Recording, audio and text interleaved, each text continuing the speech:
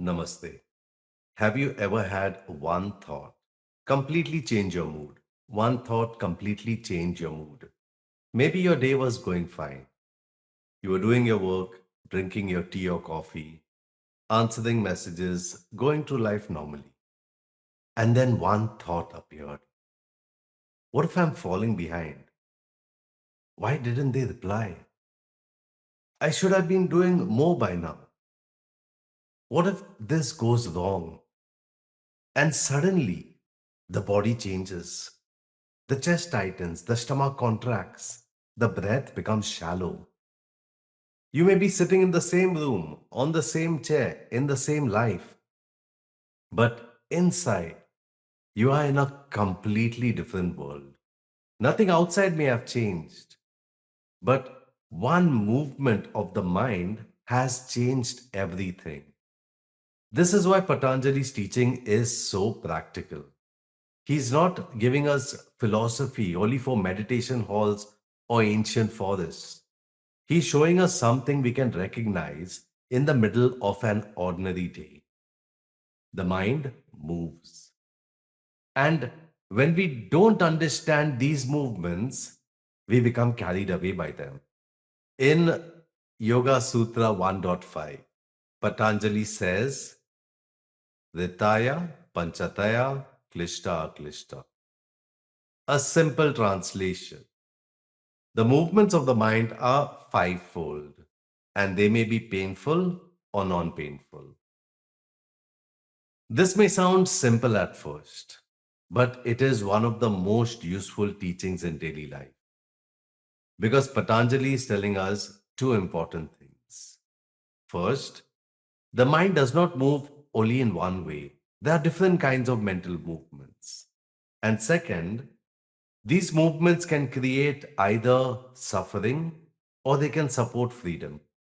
Some thoughts tighten us, some thoughts clarify us, some memories keep us stuck, some memories teach us, some imagined futures fill us with fear, some imagined possibilities inspire wise action. So the question is not simply, am I thinking or not thinking? The deeper question is, what kind of movement is happening in the mind right now? And even more importantly, where is this movement leading me? Is it leading me toward fear, shame, confusion, attachment, and reactivity? Or is it leading me toward clarity, honesty, responsibility, compassion, and freedom? This is the heart of Yoga Sutra 1.5. Patanjali begins to give us a map of the mind. Let's start with the first word. The first word in the sutra is Vṛttayaḥ. This comes from the word vṛtti, and you may have already been familiar with this word from the previous sutras. A vṛtti is a movement, a modification, a fluctuation, a wave, a pattern in the mind. It can be a thought, it can be an emotion, it can be a memory, it can be an image, it can be an interpretation, or it can be an inner story. It can also be a belief that rises up automatically. A vṛtti is not only a sentence in the mind. If there is any movement that colors our inner experience, for example, someone looks at you in a certain way and immediately the mind moves. Did I do something wrong? That is a vṛtti.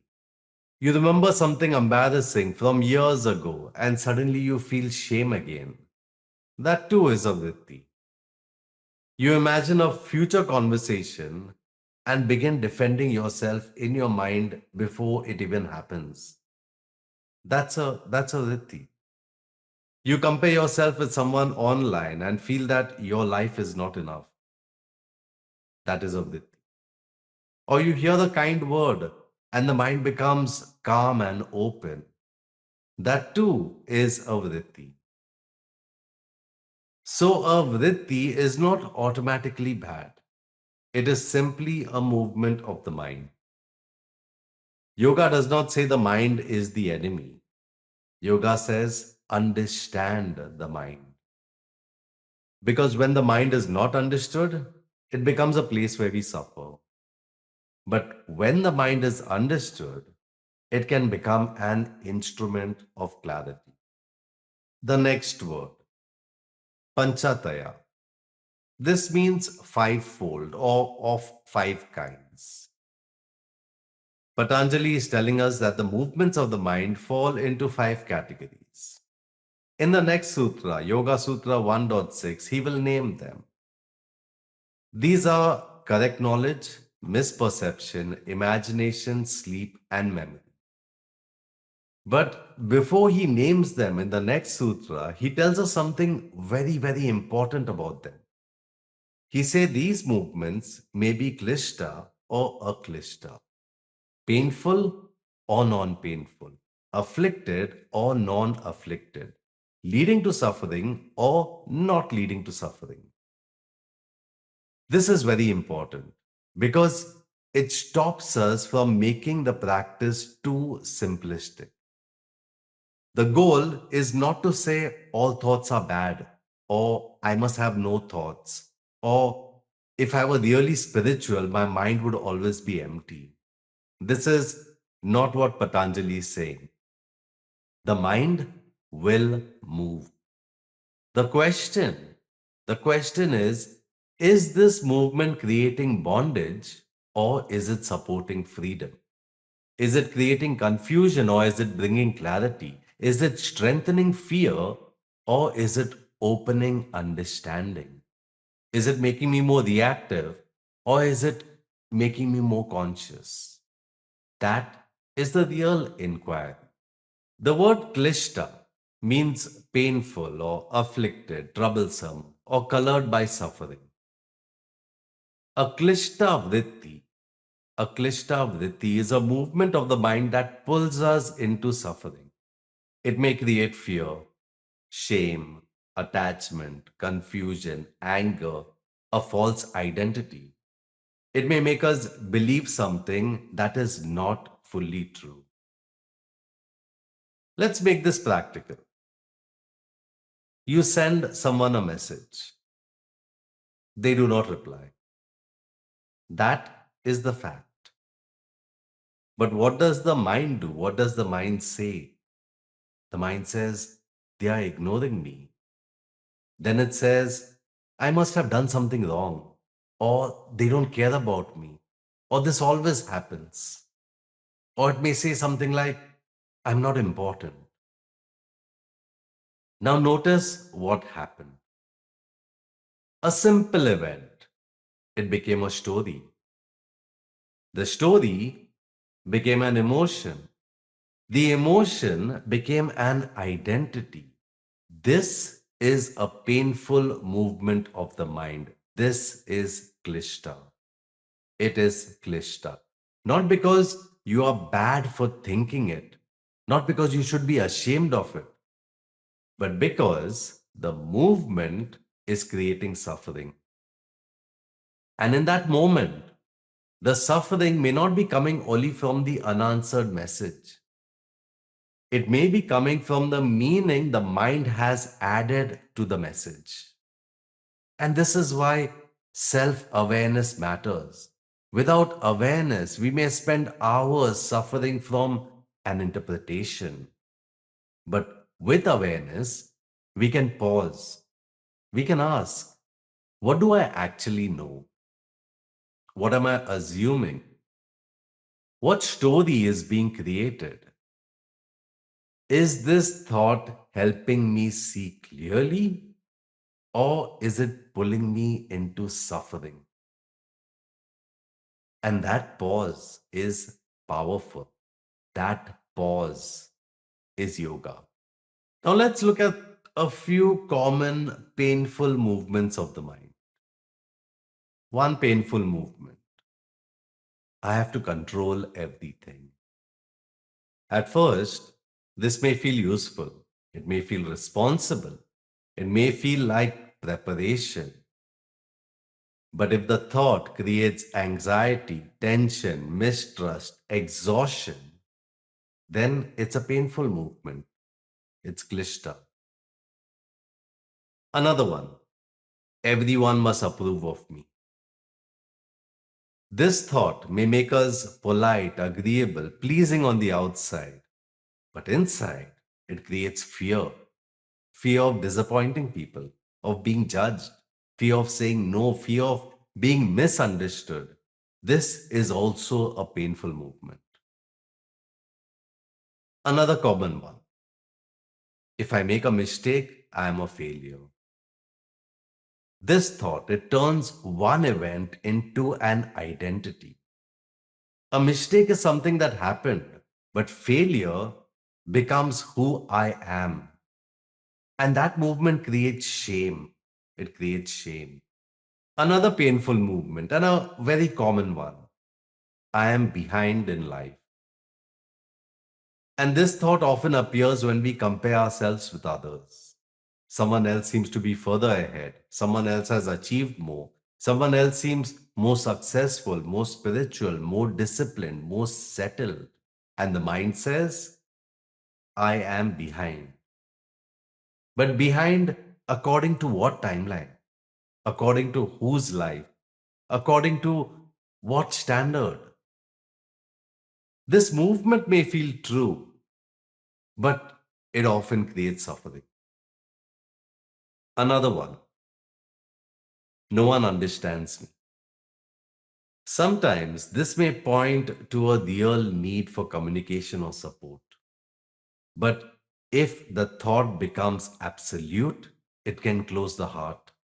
It can make us withdraw. It can make us stop reaching out. It can turn loneliness into identity.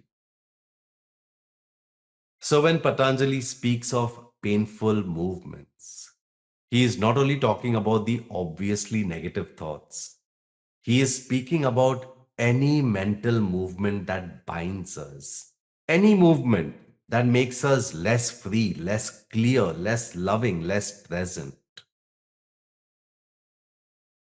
The other word, the last word of the sutra, Akliṣṭa. Akliṣṭa is the opposite of kliṣṭa. It means non-painful, non-afflicted, or not leading to suffering.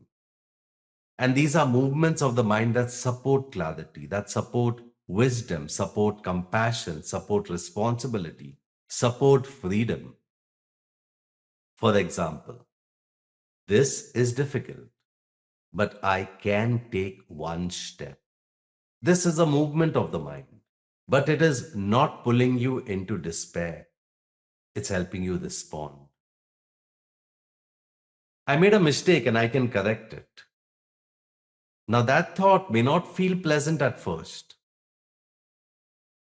but it is clear, it is responsible, it does not turn the mistake into an identity. Another non painful movement. Anxiety is present, but it is not the whole of me. Now, that thought creates space. It helps you relate to the emotion without becoming completely identified with it. Another one. I do not know the full story yet. This is such a powerful thought. The mind often wants certainty. It wants to decide quickly. It wants to fill in the gaps. But when we say, I do not know the full story yet, we create space for humility. Another non painful movement and a very helpful one. I can pause before reacting. This simple thought can change an entire conversation. It can interrupt an old pattern, soften conflict, protect a relationship, prevent regret. So, again, the goal is not to eliminate every thought. Some thoughts guide us, some reflections help us, some memories teach us, some ideas inspire us, some inner movements bring us closer to truth. Yoga is not anti mind, yoga is not against the mind. Yoga is anti confusion.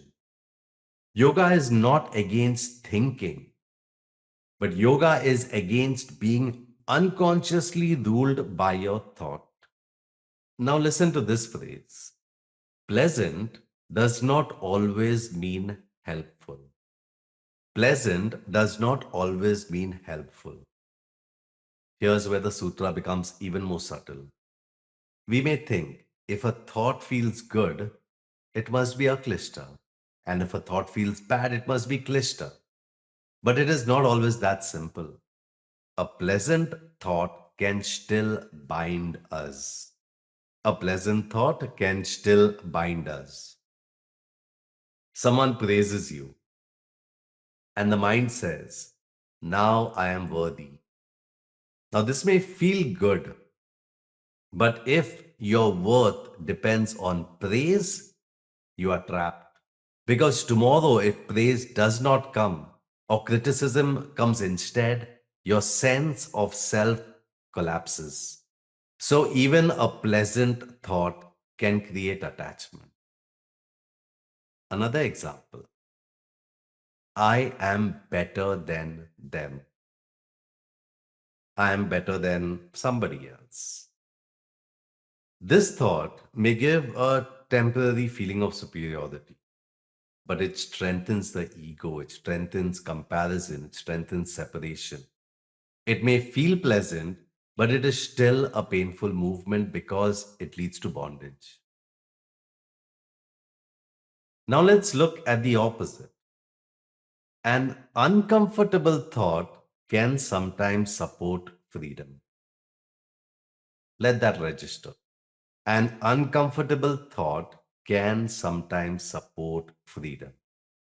For example, I need to apologize. This may not feel pleasant. It may be uncomfortable, but it can be a kliṣṭa. It can be non-painful if it leads to honesty, if it leads to healing or responsibility. Or I need to change this habit. This may be difficult to face, but it may be a movement toward freedom. So Patanjali is not asking us to judge thoughts by whether they feel nice. He's asking us to look deeper. Where does this movement lead? Does it lead to more bondage or does it lead to more clarity? Another way to understand this is to imagine the mind as an inbox. Throughout the day, messages arrive. Some are useful, some are spam, some are old messages, some are urgent, some only look urgent. Some are fear pretending to be wisdom. Some are wisdom speaking quietly. If you believe every message in your inbox, your life becomes chaotic. You do not open an email saying, congratulations, you have won $10 million dollars," and you immediately resign from your job. You check, you question, you verify. But when the mind sends a message like, you are not enough, we often believe it immediately. When the mind says everything will go wrong, we believe it. When the mind says they are judging you, we believe it. Yoga Sutra 1.5 invites us to treat the mind with more discernment, not with hostility, not with suppression, but with wise attention. A thought arrives. You do not have to open it immediately. You do not have to reply to it. You do not have to build your identity around it. You can ask, what kind of message is this? Is it useful? Is it accurate? Is it painful? Is it freeing? That is practice. And there's also another important point. Spiritual thoughts are still vṛttis. A thought like I am becoming very spiritual is still a movement of the mind. A thought like I am more aware than other people is also a movement of the mind. A thought like I should never feel anger because I practice yoga. It may sound spiritual, but it can create suppression, it can create shame. Sometimes spiritual language can become another form of identification. The mind can turn anything into ego. even practice, even meditation, even knowledge. So we do not ask only, is this thought spiritual? We ask, is this thought leading to freedom? Is it making me more humble, more honest, more compassionate, more aware? Or is it making me rigid, superior, ashamed, disconnected? That is the test. A simple practice from this sutra is to name the movement. Simply name the movement and you loosen the grip. When worry is present, name it. Worry is present. When memory is present, name it. Memory is present. When imagination is present, name it. Imagination is present. Do the same. Do the same with any thought that comes up. Judgment, clarity, whichever thought comes up. It sounds simple. It is simple. It creates space. That's the beauty of it. It creates space. Instead of saying, I am anxious, you could say, anxiety is present. Instead of, I am a failure, you could say, a painful thought is present. Instead of, my life is falling apart, you might say, fear is creating a story about the future. Can you feel the difference? One statement is fusing you with the movement. The other, it creates space around it. And in that space, awareness returns. Awareness returns. Here's a simple three-step practice you can use in daily life. When a strong thought, an emotion, a memory, or the story appears, just pause. Pause and ask, what kind of movement is this? Is it a fact? Is it an interpretation? Is it a memory? Is it some imagined future? Or is it a fear? Or is it a useful insight? Or maybe an old pattern? The second step, is this Kliṣṭa or Akliṣṭa? Is it creating suffering, fear, shame, attachment? Or is it creating clarity, honesty, responsibility, compassion, freedom? Third, what is the wiser response? Do I need to believe this thought? Question it, let it pass, gather more information, have a conversation, apologize. What is the wiser response? These questions, they help us move from automatic reaction to conscious response. And that movement from reaction to response is one of the most practical gifts of yoga. This sutra is not an invitation to judge the mind. It is not, oh, I had a painful thought, I am failing at yoga. No. The fact that you notice the thought is already awareness.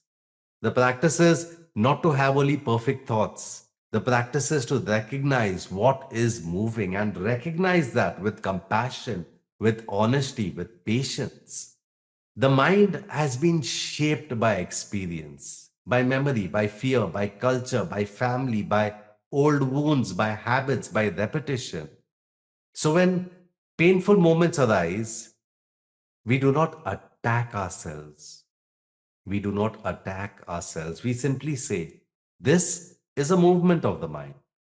This movement is creating suffering. Can I meet it with awareness? And that is enough. Awareness is already the beginning of freedom. So, as you sit with this sutra, you might ask yourself, which movements of my mind often create suffering? Which thoughts seem to be helpful but actually create pressure or attachment or fear? Which thoughts help me become clearer, kinder, steadier, free? When a strong thought appears, do I know how to pause before believing it? And perhaps the most important question, where is this movement leading me? Where is this movement leading me? Not every thought deserves your trust. Not every emotion needs to become your identity, and not every memory needs to define the present. Some movements of the mind bind us, some movements guide us, some confuse us, some clarify us. Yoga is the practice of seeing the difference. So, Yoga Sutra 1.5 says, Vṛttayaḥ, Pañcatayyaḥ, kliṣṭā, the movements of the mind are fivefold. They may be painful or non painful. The sutra is a powerful reminder that the mind is not one single problem to be defeated. It is a field to be understood. Some movements create suffering, some movements support freedom. And when we learn to recognize the difference, we no longer have to believe every thought simply because it appears. In the next video, we will explore Yoga Sutra 1.6, where Patanjali names the five movements of the mind: correct knowledge, misperception, imagination, sleep, and memory. Thank you for watching. Namaste.